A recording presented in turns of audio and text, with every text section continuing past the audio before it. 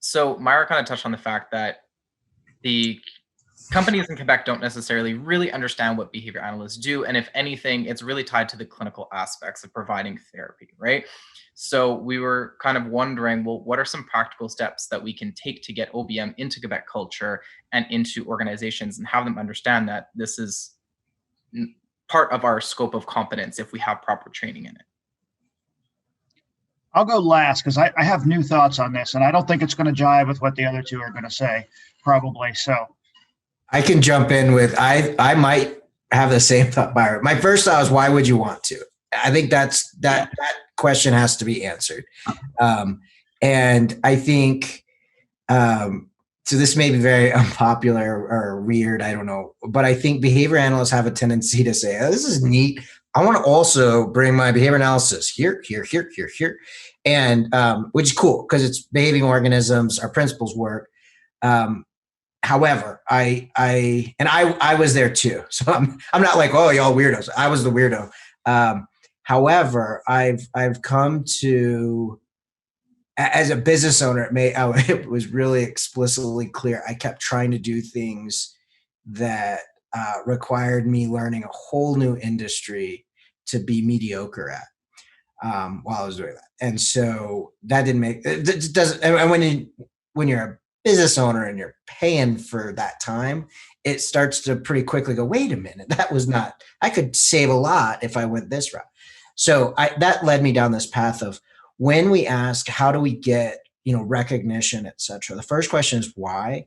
And I think this gets, again, sort of that output versus behavior. If we unpack that, and the question is, how do I enhance the clinical organization? That's a different question than how do I go help in oil fields reduce deaths? And I wouldn't take my BCBA bona fides to the oil field. They don't care. You're going to want to take portfolios or personal references or something like that. But in the clinical world, you can kind of bring some of those bona fides and say, yeah, this is an area that's very adjacent to what we do clinically. If you like our clinical outputs, you'll probably like what we can do here. So I guess the question is why? And then from there, the direction would flow. I don't think, one thing that is different, at least from my perspective, so I'm also of the opinion that BCBA is not a relevant credential to OBM. I think it's a clinical credential, and so and there's a lot of diverging opinions on that. The board would probably argue with me on that, but it doesn't add value in any business discussion I've ever had. I've never had someone say, oh, you've got a BCBA. Yeah, totally. We want you to come do this thing. Generally, I have to educate them on what that is. And secondarily, I think if you're coming in to talk to organization CEOs, business owners, our behavioral principles aren't going to be the first thing they care about. It's going to be, do you have an understanding of business, of my business specifically? So I think that's the other. Now, a lot of times, my pitch, if someone will say, well, what do you know about shoe sales? Not a lot. I wear some shoes. I like shoes. However, I can give you a framework and you can give me that expertise and we can lead that. But I've got to prove that expertise, and that's probably not going to be with degrees or with certificates as much as if I can show, at one point we had sort of a book, a portfolio of here was the problem we were brought in. Here's what our assessment and solution was, and here's the outcomes that the organization, got out of that experience and how long it took. And that has been a lot more valuable in my experience than any sort of, my degrees or that or someone referring. A lot of referrals will help too, of like, and I do a lot. I've stopped, but I used to do a whole lot of business consulting in the clinical realm. Largely, it was businesses that were about to go under because the BCBA spun out a small thing. It grew without like planned growth, and so they were suddenly imploding and running into. in doing that, referrals was really, really helpful because, this company's surviving and thriving, and they tell their friend who calls saying, how'd you fix that? And like, oh, you should call Josh. That was helpful. Otherwise, if I'm making kind of a cold pitch, I'm going to hopefully bring relevant portfolio materials and say, yeah, I've done things like this. Here's how it worked. And if you want to call them, sometimes they're willing to chat. That's been my experience. Perfect. Thanks, Byron. Did you want to follow on that?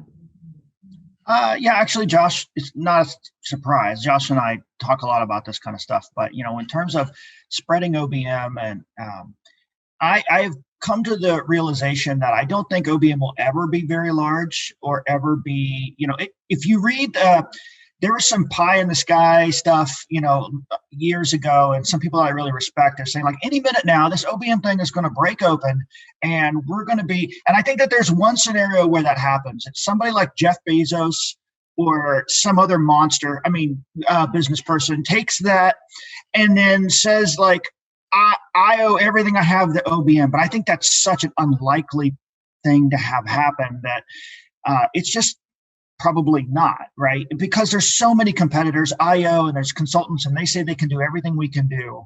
And they don't. And by the way, some of them are very good too. So this is a crowded market, and some of them can deliver just like we can deliver. So in terms of spreading it, I think very similar to what Josh said. If you were somebody who really, and I guess we'll probably talk about training later, assuming you've had the correct training, and there are ways to get it no matter where you live. If you want to do it, what I've told somebody is go to small not-for-profits and say, I'll work for free. Let me help you, right? And then that's how you build your portfolio, and you get experience.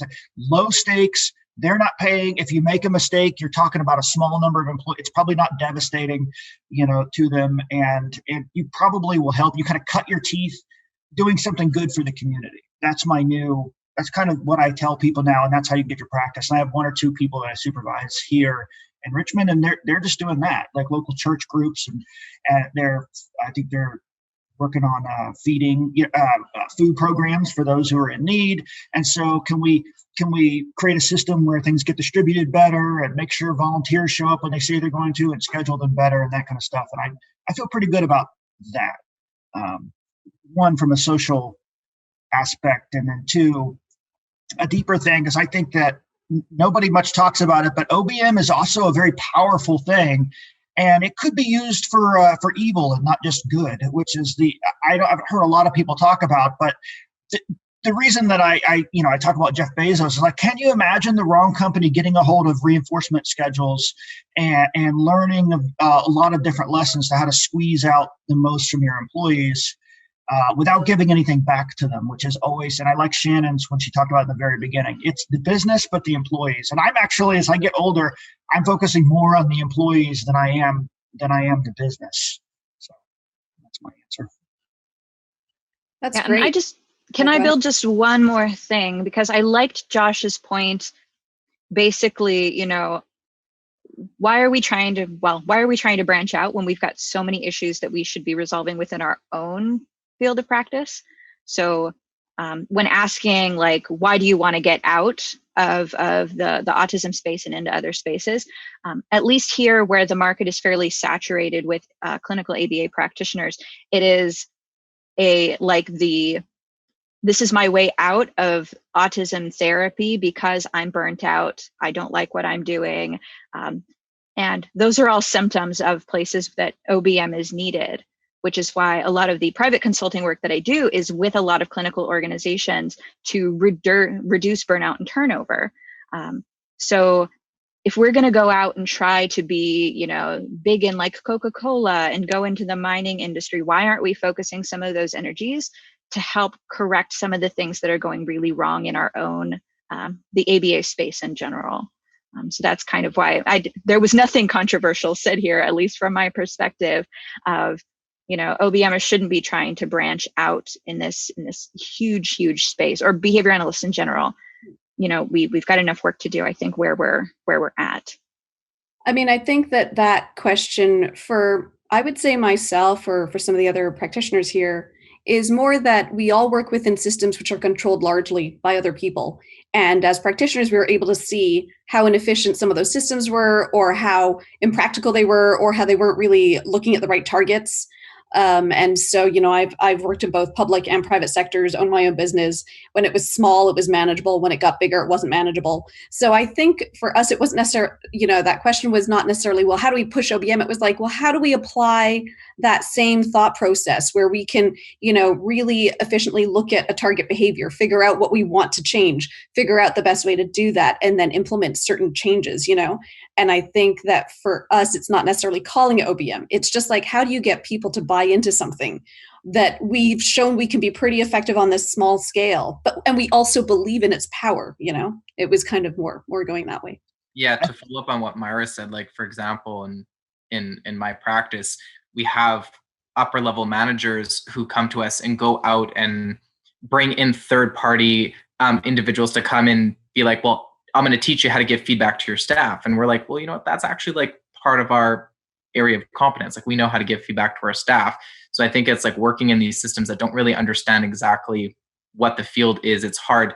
And as Myra was saying, not pushing out saying we're going to go the OBM route, but understanding that we do have these skills that we can be applying within our organizations and they're not being utilized.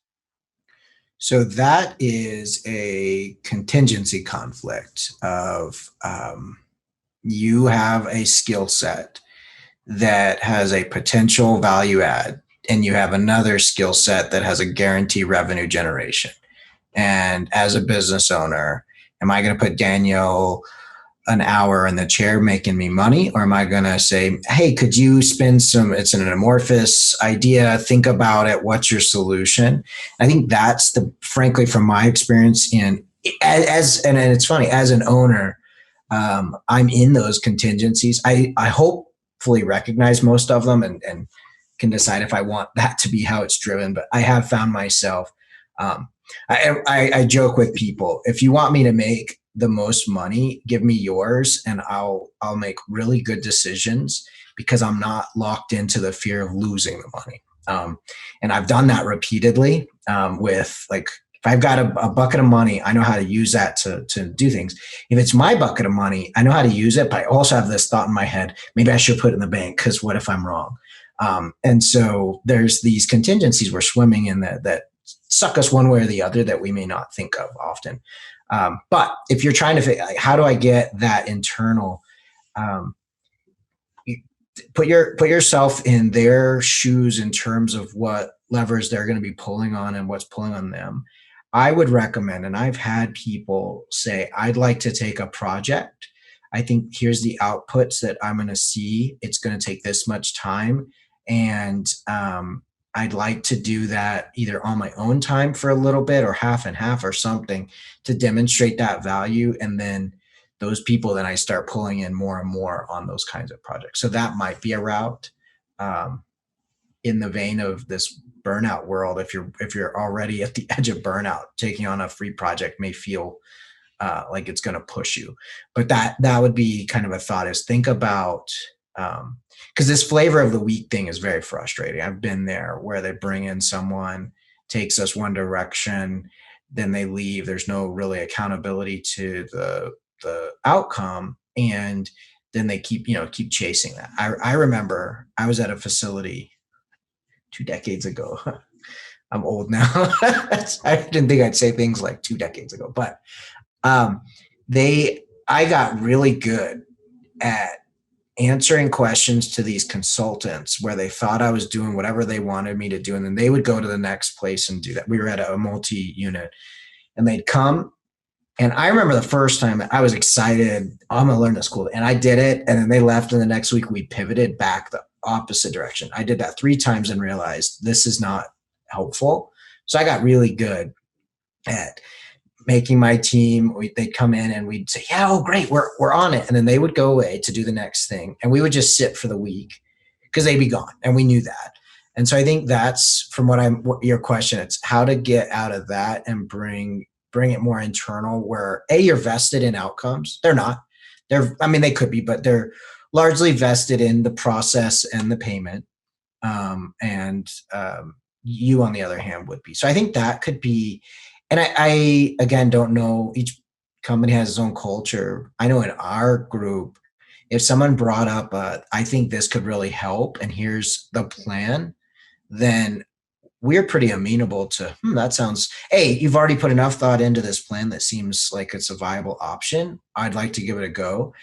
Very, very different than someone that comes and says, I don't like how this is. When that happens, I was like, you've just brought me work. If you bring me a solution, I'll put some work into it, has been kind of my perspective from putting my business owner hat on. And I think there's a theme here across all three of us that is, if you want to start doing OBM stuff, you're going to be doing a lot of stuff for free because that's really one of the major ways that a lot of us got our chops and got the feedback that we needed to really become, worthy of requesting a paycheck or things like that. So if you want to get into OBM, be prepared to do some free work for sure. Yeah, or entry-level salary. That's the other thing I think a lot of people I see that graduate like, I want this job and I want to get paid what I'm seeing on emails for BCBAs, which half the time are not realistic anyways.